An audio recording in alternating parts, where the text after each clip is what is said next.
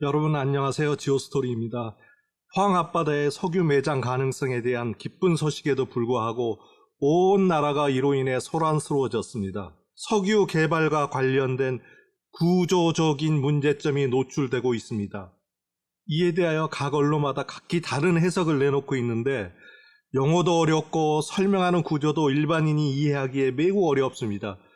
급기야 석유공사나 산자부는 스스로 해명이나 설명을 하지 못하고 전체 프로젝트의 일부만 담당하는 외국인 영역사 고문까지 불러들여서 해명하는 해프닝이 벌어지고 있는데, 지오스토리는 시청자 여러분의 이해를 돕기 위해서 지금까지 언론에 나온 내용을 알기 쉽게 요약하고 각 언론에서 제기된 의문점과 노출된 문제점을 체계적으로 정리해 보겠습니다.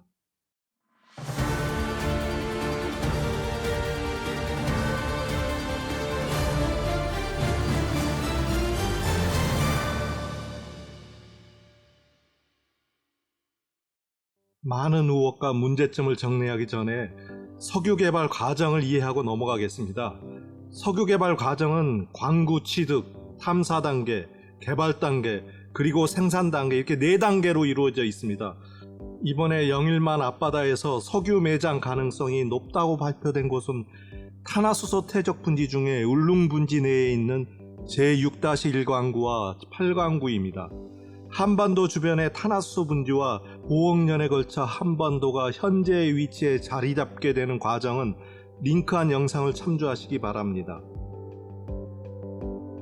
국제해양법에 따라 배타적 경제 수역 내에 있는 자원개발권은 연안국이 가지게 되어 있습니다. 우리나라의 배타적 경제 수역은 여기까지입니다. 그래서 그 안쪽의 개발권은 우리나라에 있습니다. 그리고 이 라인은 우리나라와 일본이 맺은 대륙붕 한계선입니다. 우리의 영해와 배타적 경제 수역, 그리고 대륙붕에 대해서 자세히 알고 싶으면 링크한 영상을 참조하시면 됩니다. 우리나라는 1970년대 중반부터 배타적 경제 수역과 우리 대륙붕 내에다가 석유 자원 개발 광구를 8개 설정하고 그동안 수십 차례 시주해 왔습니다. 실제로 2021년 말까지 제6-1 광구에서 동해 1과 동해 2의 가스전에서 가스를 생산해 왔습니다. 전체 석유 개발 과정 중에서 우리는 다른 나라에 가서 입찰하여 개발하는 것이 아니고 바로 우리 배타적 경제 수역 내에 있는 탄화수소 분지를 개발하는 것이기 때문에 광구의 취득은 이미 되어 있는 상태라고 보아도 됩니다. 그 다음은 탐사 단계이고, 탐사가 끝나면 개발을 하고, 그리고 마지막 단계에서 생산을 합니다. 탐사에는 약 3에서 4년 걸리고, 개발은 해양 플랜트를 설계하고 발주하고 설치 시운전을 거쳐야 하기 때문에 총 8년에서 10년 이상 걸린다고 합니다. 석유 개발 과정은 탐사를 시작해서 최소 10년에서 15년이 걸리는 프로젝트입니다. 석유는 땅속 어딘가에 갇혀서 흩어지지 않고 몰려 있습니다. 바다 및 땅속에 석유나 가스가 있는지 알려면 첫 번째는 석유를 담을 수 있는 공간이 필요한데 이를 트랩이라고 하고, 두 번째는 이 트랩에 있는 석유나 가스가 새나가지 않도록 밀폐시킬 수 있는 층이 필요합니다. 이 층을 덮개암이라고 합니다. 그리고 석유나 가스를 생성시킬 수 있는 유기물을 함유하고 있는 암석이 필요한데 이 암석을 근원암이라고 합니다. 이 근원암에서 생성된 석유나 가스가 보존되는 구멍이 뻥뻥 뚫린 암석이 있어야 하는데 이 층을 저류암이라고 한다고 합니다. 이 4가지가 있어야 석유나 가스가 보존되는데 탐사 단계에서 이 4가지가 있는지를 알아보는 것입니다. 탐사 과정은 다시 크게 4단계로 나눠지는데, 첫 번째는 지표 지질 조사를 통해서 부정 가능성을 예측해 보는 것입니다. 주로 도면이나 문헌 자료를 통해서 분석합니다.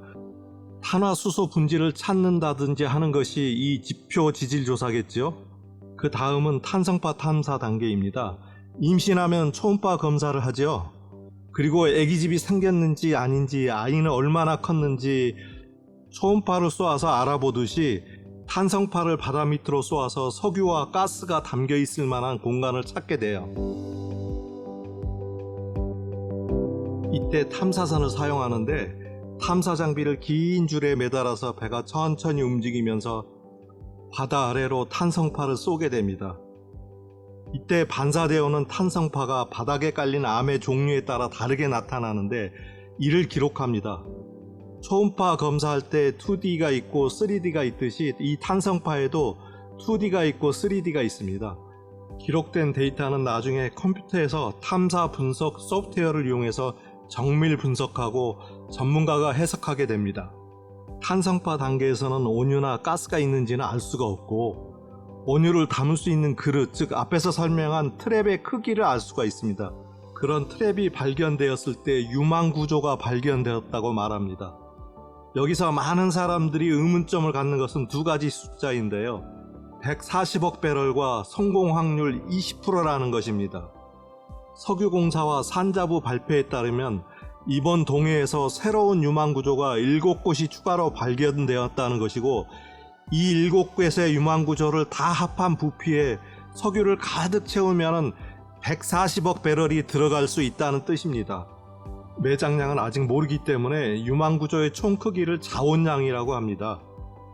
결코 석유가 담겨져 있다는 것은 아닙니다. 이 유망 구조에서 석유가 발견될 확률이 20%라는 것입니다. 성공 확률 20%라는 것은 매우 주관적이고 자의적인 것입니다. 그 기준도 모호합니다. 양하고 크게 상관이 없습니다. 석유가 1배럴이라도 담겨져 있으면 성공 확률 20%에 포함된다는 것입니다.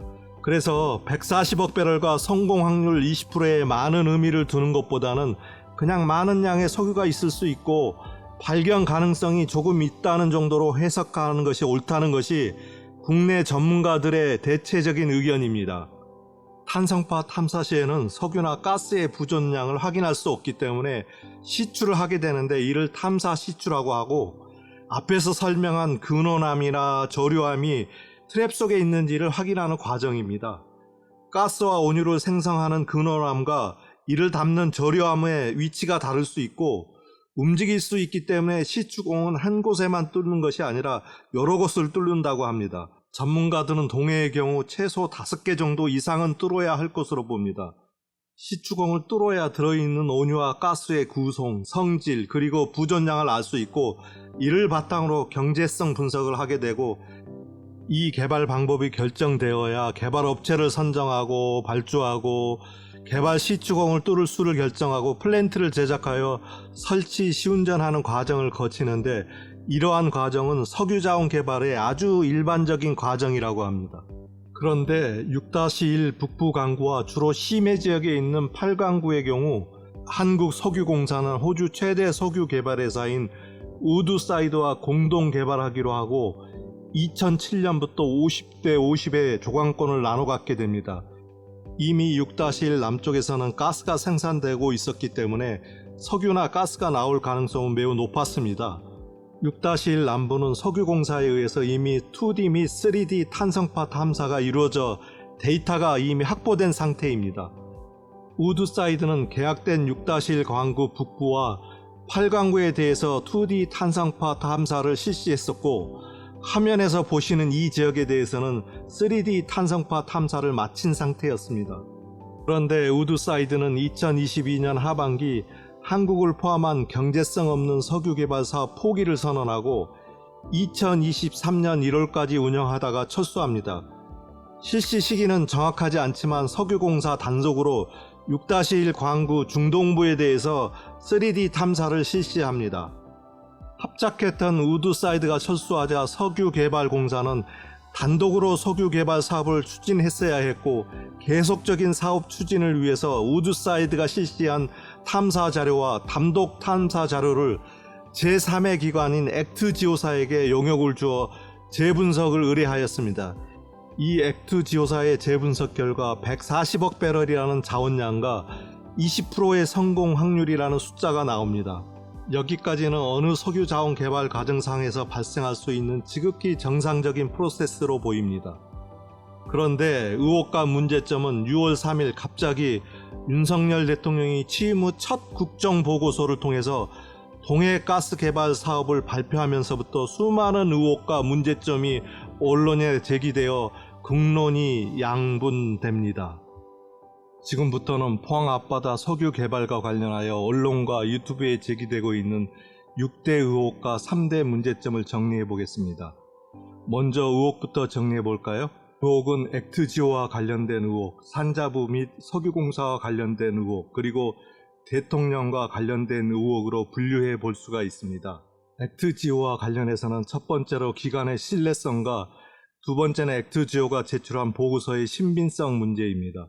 윤석열 대통령은 6월 3일 발표에서 액트지오를 세계 최고의 심해 기술 평가 전문 기업이라고 소개했습니다. 한번 들어보시겠습니다. 세계 최고 수준의 심해 기술 평가 전문 기업인 미국의 액트지오사에 물리 탐사 심층 분석을 맡겼습니다. 그런데 이 발표가 나오자마자 네티즌 수사대는 바로 검증에 들어가 이 회사의 5가지 문제점을 찾아냅니다. 첫째는 이 회사는 1인 기업이고 연간 매출액이 약 3,500만 원 정도밖에 되지 않는다는 점을 밝혀냅니다. 그리고 이 회사는 가정집이고 설립자 아브레우 집으로 밝혀졌습니다. 윤 대통령 발표 전날 다른 사람에게 7,000불의 임대를 줍니다. 두 번째로 이 회사의 매출이 2023년 200배 이상 급등했는데 이는 한국 프로젝트로 기인한 것이 아니냐는 추정을 내놓습니다. 세 번째, 액트지오의 직원이 맞느냐 하는 의혹입니다. 설립자는 많지만 영국에 있는 제자에게 회사를 팔았고 홈페이지상에 고문 혹은 컨설턴트로 직함이 되어 있다는 점입니다. 지금 액트지오사의 사장은 영국에 있습니다. 아브레우의 정체가 명확하지 않다는 점을 밝혀냅니다. 신분 논란 이후 홈페이지에 아브레우 박사의 역할이 급히 수정된 흔적도 찾아냅니다. 네 번째, 이 회사의 설립자인 빅토르 아브레우의 이상한 기업거래 흔적입니다. 아브레우는 2023년 2월 액트지오를 퇴사합니다. 이 시기는 석유공사가 계약한 시점과 정확히 일치합니다. 아브레우는 그리고 나서 브라질에서 플락서스라는 회사를 설립합니다.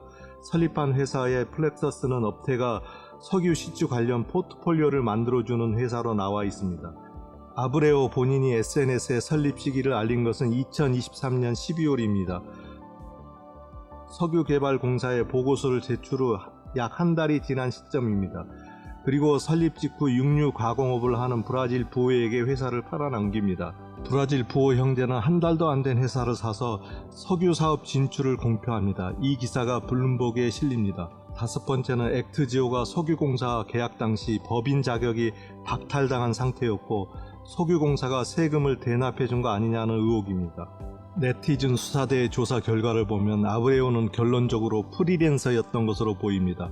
건설 현장이나 IT 개발 시 필요에 따라 현장 십장이나 대표 컨설턴트가 개발자나 근로자를 모아 프로젝트에 참여하듯이 액트지오는 석유 개발 사업에서 지질 데이터 해석에 프리랜서로 참여하는 수준의 회사로 보여집니다.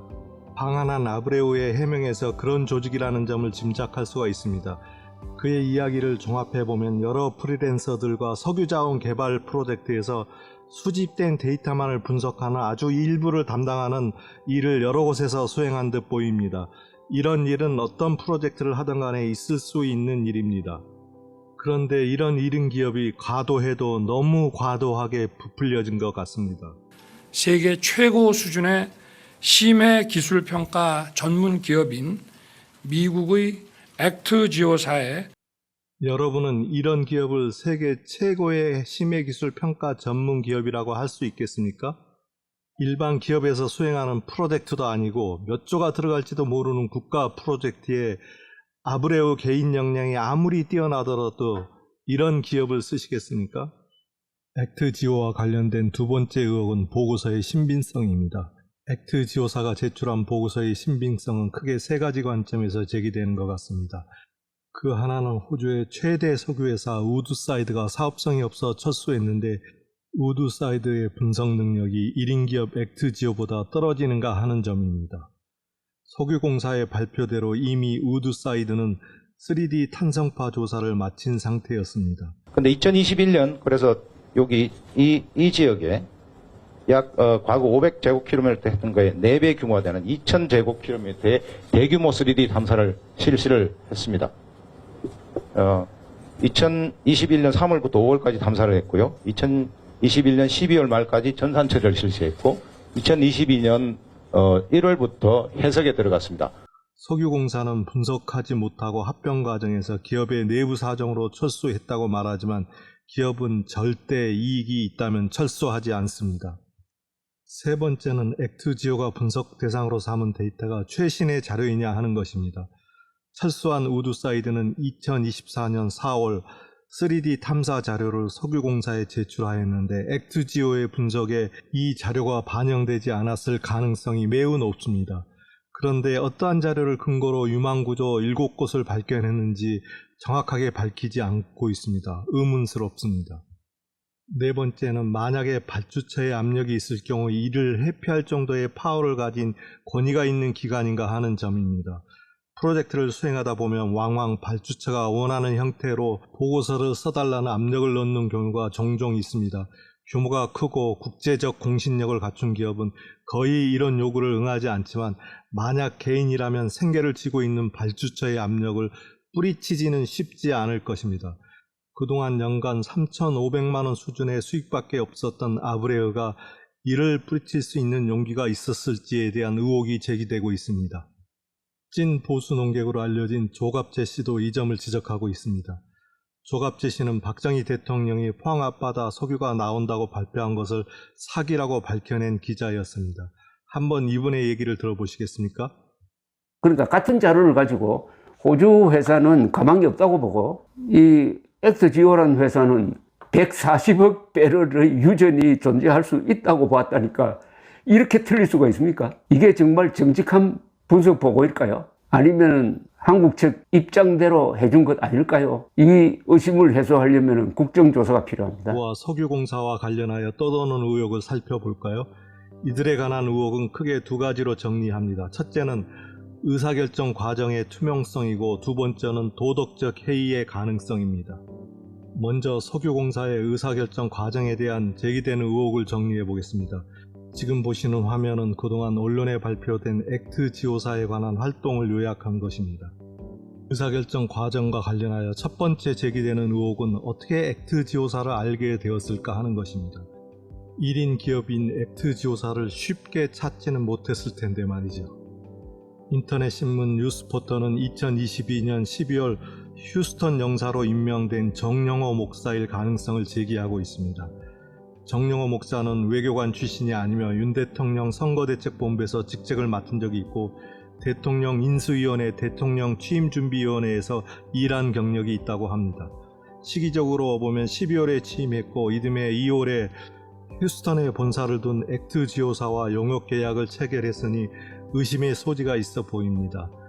또한 대검찰청 사무국장 출신이 2023년 6월 석유공사 상임감사로 임명되는데 이들과 대통령 간의 모종의 커넥션이 있어 의사결정에 관여한 것 아니냐 하는 의혹이 제기되고 있습니다. 두 번째 의사결정 과정과 관련하여 왜 공개 입찰이 아니었냐 하는 것입니다. 공공 프로젝트는 공개 입찰이 일반적입니다. 세 번째는 산자부가 혹은 석유공사는 액트지오가 당시 법인 자격이 제한된 기업이라는 것을 알면서도 어떻게 계약을 체결했는가 하는 것입니다. 기업은 물론 개인이라도 계약 당사자가 법인 자격이 제한된 기업이라면 절대로 계약을 하지 않을 것입니다. 아무리 그 사람이 능력이 뛰어나도 있을 수 없는 계약이 이루어진 거 아닙니까? 그런데 석유공사는 그런 사실을 알고도 계약을 했습니다. 해명도 궁색스럽습니다. 알았지만 계약 자격에는 아무런 문제가 없었다고 말합니다. 네 번째는 어떻게 보고서도 받지 않은 상태에서 시추선 용역 발주를 냈고 검증도 끝나지 않은 상태에서 시추선 계약을 체결했는가 하는 것입니다. 보고서 제출은 지난해 12월이고 시추선 발주는 11월이라고 석유공사는 밝히고 있습니다. 산자부와 석유공사는 보고서를 12월에 받았지만 국내외 자문단 검증을 하느라 6월에 발표했다고 밝힌 바 있습니다. 그렇다면 이미 시추 결정은 미리 이루어진 거 아닌가요? 대통령도 시추 결정에 관여했는가 등등 많은 의문점이 생깁니다. 언론 발표에 따르면 석유공사는 지난 5월 노르웨이 시추업체 시드릴과 시추선 웨스트 카펠라 사용 계약을 체결했다고 합니다. 이런 일정으로 미뤄봐 시추를 염두에 둔 보고서 작성 요구를 액트지오에 한 것은 아닌지 의문을 제기할 수 있을 것입니다. 다섯 번째로 국내외 자문단 검증을 실시하였다고 했습니다. 왜 이 분야의 국내 최고 전문기관인 지질연구소의 참여가 배제되었는가 하는 점입니다. 지질연구소 소속 연구원을 개인 자격으로만 검증에 참여시킨 것은 검증이 형식적이 아니었는가 하는 의심을 들게 합니다. 그리고 누가 참여했는지도 불확실합니다. 이 점에 대해서는 보수 농객 조갑재 씨도 지적하고 있습니다. 한번 들어보시겠습니다. 뭔가가 있다. 뭔가 이상하다. 산자부는 대통령의 그런 보고를 제대로 사전에 알지 못했다고 이야기함으로써 이게 윤석열 대통령 또는 그 주변에서 먼저 결정한 다음에 밑으로 내려온 것 아니냐, 또는 산자부를 패싱한 것 아니냐, 그런 과정에서 전문가들의 의견이 배제된 것 아니냐. 가장 권위가 센 한국지질자원연구소는 왜 이렇게 소외가 되었느냐, 무엇보다도 왜 이 허접한 회사에 맡겨가지고 이 허접한 회사의 주장을 금과 옥조처럼 지금 받들고 있느냐. 이 모든 것이 무리를 해서라도 한 번 파면은 1,000억 원이 날아가는 그 어마어마한 심해 시추를 합리화하기 위해서 언론을 이용하고 그리하여 국민을 속이고 하는 게 아니냐 하는 이 근원적인 의구심에 대해서는 국회가 국정조사를 해야 됩니다. 산자부와 석유공사 관련하여 두 번째 의혹은 도덕적 해이 가능성입니다.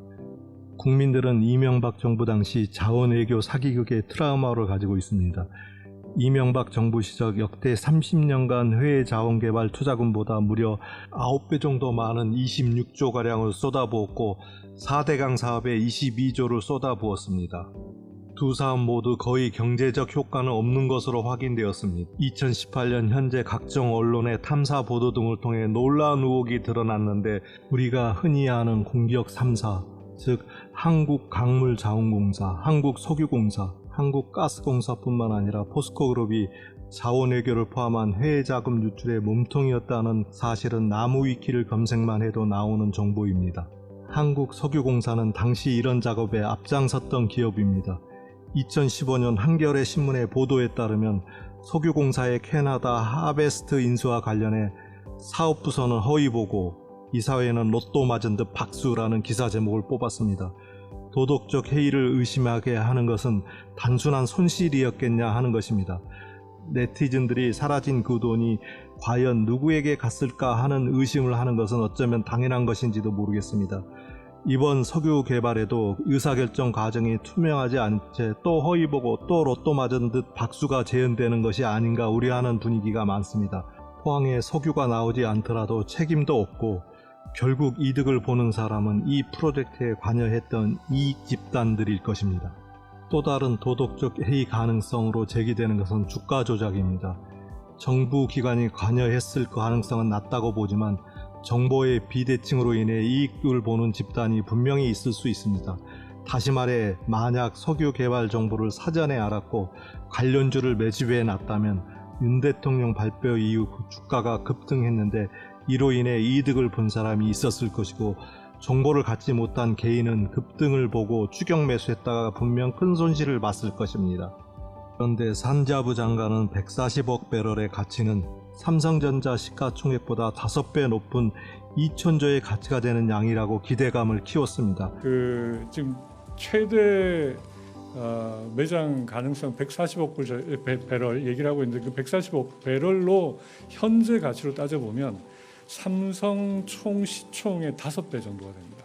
매장량도 아니고 단지 석유가 담길 수 있는 깡통의 크기일 뿐인데, 그리고 평균 원유 가격도 한참 고점인 현재 시점에 배럴당 원유가를 곱게 산출한 것은 매우 부적절했다고 봅니다. 그리고 책임있는 산자부 장관이 그런 부추기는 발언을 한 것도 개인적으로는 적절하지 못했다고 봅니다. 자, 그럼 이번에는 대통령과 관련된 의혹을 정리해 볼까요?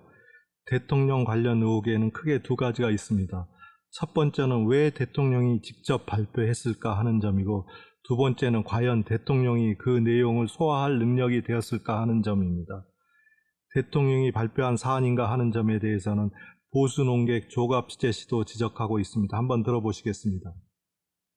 산업부 과장이나 국장이 발표하면 적당한 수준인데 서류 작업 단계에서 사실상 유전 발견을 발표한 셈이 되었습니다. 초대형 유전 발견이란 목표에 맞추기 위하여 앞으로 엄청난 무리가 행해질 것이고 막대한 경제적 손실이 있을 것이며 윤석열 대통령 지도력은 희화화될 가능성이 대유전 발견 가능성보다도 훨씬 높습니다. 최근에는 포항 앞바다를 3번 시추했습니다. 유망 구조가 있었기 때문에 뚫었을 텐데 그때마다 대통령이 나와서 한 번도 발표한 적이 없습니다. 지금까지 석유공사는 총 27번의 시주공을 뚫었는데 박정희 대통령 이후 한 번도 대통령이 직접 발표한 적은 없습니다. 윤석열 대통령의 발표 시점을 산자부도 몰랐다는 기사도 있습니다. 심지어 모 아프리카 대통령과의 정상회담을 연기하고 직접 발표했다는 이야기도 떠돕니다. 네티즌들은 최상병 특검과 김건희 특검에 관한 관심을 돌리기 위해서 그랬다는 설이 유력하게 떠돕니다. 대통령이 의도했던 그렇지 않았던 그 효과는 본 것 같습니다. 윤 대통령 관련하여 두 번째 의혹은 산자부나 석유공사의 내용을 충분히 이해했을까 하는 의구심이 듭니다. 산자부나 석유공사가 이런 해명을 위해서 액트지오사 고문으로 있는 빅토르 아브레우 박사를 불러들였습니다. 용역사 직원을 불러들여 해명해야 할 정도라면 석유공사와 산자부는 무엇을 하는 조직일까요? 우드사이드의 철수, 액트지오사의 실제, 아브레우 액트지오 고문의 실제 경력은 모두 말뿐 객관적인 자료로 검증된 것은 없습니다. 석유공사는 보안상의 이유로 국회에 자료 제출도 거부하고 있습니다. 어떤 보안이 더 필요할까요? 다 알려졌는데. 자, 이제 이번에 드러난 산자부와 석유개발공사의 세 가지 문제점에 대해서 정리해 보겠습니다. 그 첫 번째는 석유공사의 프로젝트 관리 능력이고 두 번째는 도덕적 해이에 대한 법제도가 미비하다는 점입니다. 세 번째는 정부와 석유공사는 어떻게 시추를 위해서 재원을 조달할 것인가 하는 점입니다. 먼저 프로젝트 관리 능력에 대해서 정리해 보겠습니다. 프로젝트를 관리한다는 것은 돈과 일정, 자원 그리고 프로젝트의 품질을 관리하는 것입니다. 여기서 자원에는 사람과 장비 같은 것이 포함될 수 있습니다. 먼저 돈부터 볼까요? 정부 조직은 예산에 의해서 움직입니다. 알리오 공표 자료를 보면 금년 국내 탐사 예산으로 698억이 잡혀 있습니다. 아마도 예산 수립 당시 동해 석유개발 사업은 예상하지 못했던지 아니면 급작스럽게 결정되었던지 했던 것 같습니다. 자원관리 측면에서 허점이 많습니다. 액트지오 계약 시 법인 제약사항이 있었음에도 불구하고 계약을 체결한 점입니다. 또한 앞에서 설명했다시피 내부적으로 시추를 염두에 두고 보고서를 쓴 건지는 모르겠지만 예산도 없는 상태에서 보고서가 제출되기도 전에 시추선을 발주한 것도 일정 관리에 문제가 있어 보입니다. 두 번째는 공기업의 도덕적 해이에 대한 법제도가 미비하다는 것입니다. 실패해도 아무런 제도적 제약도 없고 법적인 책임도 없기 때문에 공기업은 세금이 새는 통로로 이용될 수 있습니다. 그 규모가 일반인은 상상할 수 없는 천문학적 돈이 오가기 때문에 법적, 제도적 장치의 보완이 없는 한 부도덕한 관료, 이해관계 집단들의 도덕적 해이 현상이 발생할 소지가 큽니다. 감시가 소홀한 돈이 흐르는 곳에서 돈이 새기 마련입니다. 시민단체의 감시와 국회의 법제도 개선이 시급한 시점입니다. 특히 석유공사는 전례가 있습니다. 캐나다 하베스트 유전이 그 사례입니다. 하베스트 유전은 유전이 아니라 우물이었습니다. 98%가 물이었으니까요. 석유공사는 이런 우물을 무려 4조 5천억을 들여 사들였습니다. 구입 당시부터 물이 99% 이상 들어있는 가치없는 유전이라는 지적이 나왔는데도 석유공사는 구입하였습니다. MBC의 보도 내용입니다. 이명박 정부 당시 한국석유공사가 인수한 캐나다 하베스트사의 전체 유전에서 나오는 원유는 물이 98%로 사실상 유전으로서의 가치가 없는 것으로 확인됐습니다. 인수 당시는 어땠을까? 하베스트 인수 직전인 2009년에 하베스트의 유전을 평가한 보고서.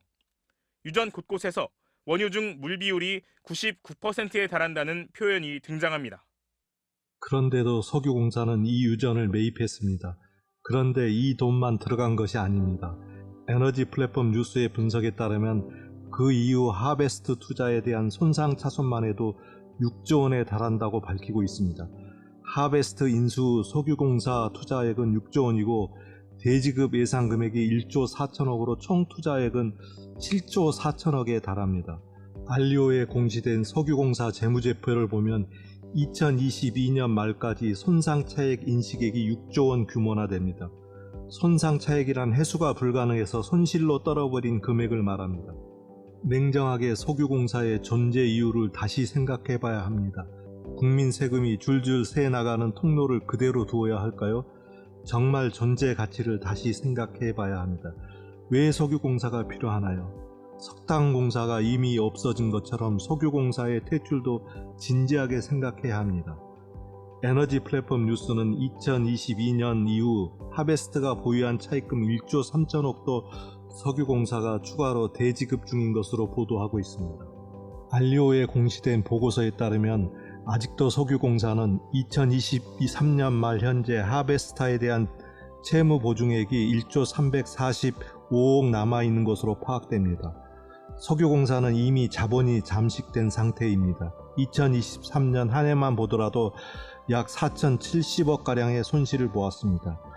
이 손실 중 하베스트와 같은 종속기업 손실이 1,830억가량 됩니다. 재무제표상으로 석유공사는 이미 사망한 상태입니다. 어쩌면 동해 석유 탐사를 수행하는 것은 성공 여부와 관계없이 석유공사에게는 생명줄인지도 모르겠습니다. 국민 혈세를 걸고 자신들이 살기 위한 도박을 하고 있는지도 모릅니다.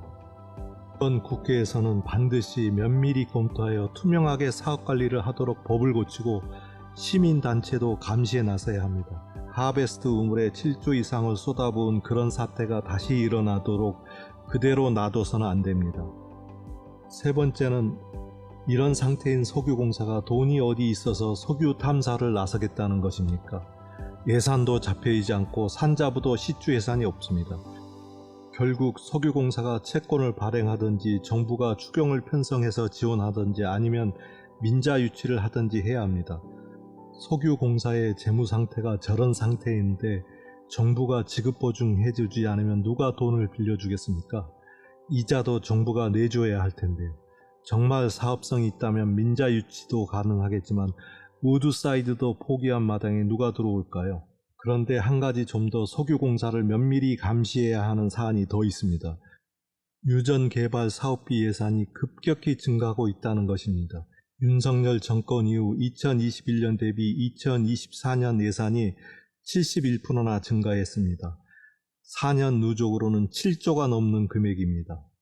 이 돈도 어디로 새고 있는지 매우 우려스럽습니다. 알리오에 공표된 숫자를 언급했으니 주의 깊게 봐야 할 사업비 항목을 하나 더 소개하겠습니다. 해외 광고 영업의 비용이 2,740억입니다. 영업의 비용으로 분류되어 있는 것으로 보아 해외 광고 이자 비용일 가능성이 높습니다. 아마도 하베스트 이자 비용도 포함되어 있을지 모르겠습니다. 가능성이 높으면 석유 개발도 해야 합니다. 그런데 이런 기업에게 이런 엄청난 석유 개발 프로젝트를 또 맡겨야 합니까? 지금까지 동해 석유 개발과 관련된 6대 의혹과 3대 문제점을 정리해 보았습니다. 구독, 좋아요, 공유 부탁합니다.